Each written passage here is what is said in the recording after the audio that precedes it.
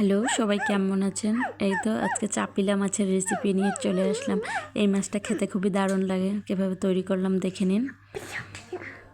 এই তো প্রথমে আমি চাপিলা মাছগুলো নিয়ে নিয়েছি ভালোভাবে ধুয়ে, এটাতে লবণ হলুদ দিয়ে মাখিয়ে ভেজে নিতে হবে।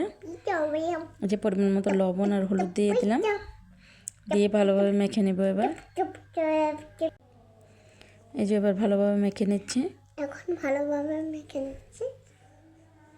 এবার একটা কড়াই বসিয়ে নেব। যে কড়াই আগে থেকে আমার তেল ছিল সামান্য, ওই তেলেই আমি ভেজে নেব। কড়াই গরম হয়ে গেছে, এবার মাছগুলো একটা একটা করে দিয়ে আমি ভেজে নেব। মাছগুলো বেশ বড় বড়। এই মাছটা খেতে কিন্তু খুবই দারুণ লাগে। যে 5টা করে আমি ভেজে নিচ্ছি। ওদের এক পাশ ভাজা হয়ে গেছে, এবার আরেক পাশ ভেজে নিচ্ছি।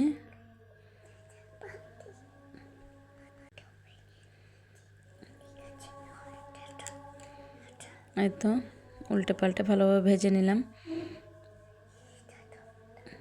কে কে এই মাছ খেয়েছেন অবশ্যই জানাবেন কমেন্টে।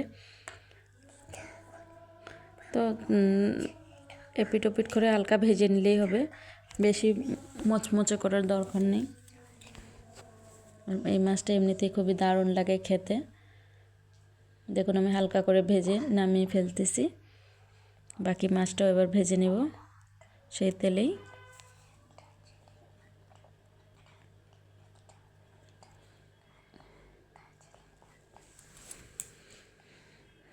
মাছটির আমি এবার ভুনা তৈরি করে দেখাবো। এই দেখুন সবকটা মাছই আমার ভাজা হয়ে গেছে। এবার সেই তেলেই আমি পেঁয়াজ কুচি দিয়ে দেবো, বেশ অনেকখানি।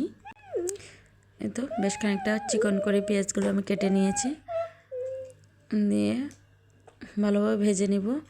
আমি এখানে বেশ অল্প মশলা দিয়ে শুধু পেঁয়াজ আর রসুন বাটা, সামান্য কয়েকটা উপকরণ দিয়েই তৈরি করছি।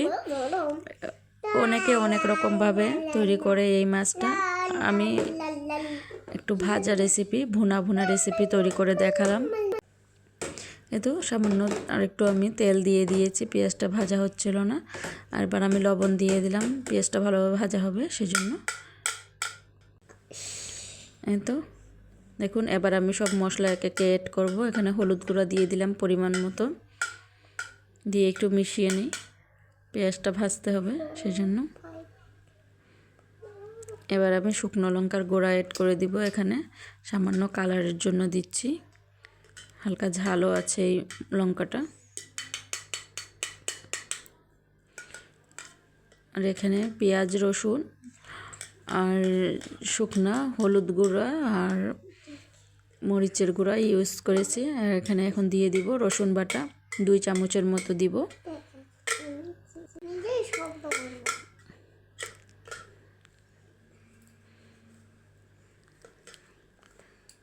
রসুন বাটার বাটিটা ধুয়ে একটু জল দিয়ে দিলাম, দিয়ে যেভাবে কষিয়ে নিব মশলাটা।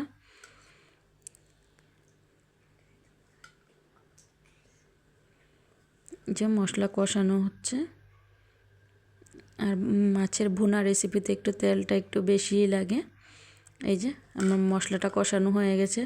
এবার আমি মাছগুলোর সাথে মশলাটা একবারে গা মাখা করে দিব উলট পালট করে। এই যে দেখুন, আর এভাবেই আমি এখানে কোনো জল ইউজ করব না, এভাবেই ভেজে নামিয়ে ফেলবো। এভাবে খেতে দারুণ লাগে। আপনারা এভাবে খেয়েছেন কিনা অবশ্যই জানাবেন। আর কার কার এই মাছ খেতে ভালো লাগে অবশ্যই কমেন্টে জানাবেন। আর আমার ভিডিওটি যদি ভালো লাগে সবাই লাইক কমেন্ট ও সাবস্ক্রাইব করে দিয়ে পাশে থাকবেন।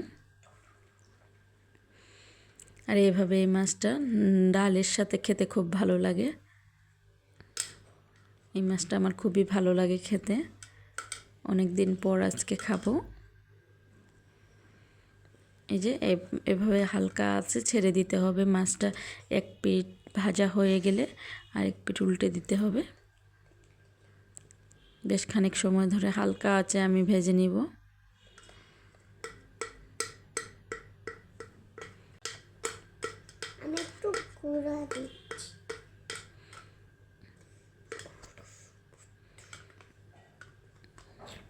এভাবে এই মাছটা খুবই দারুণ লাগে খেতে।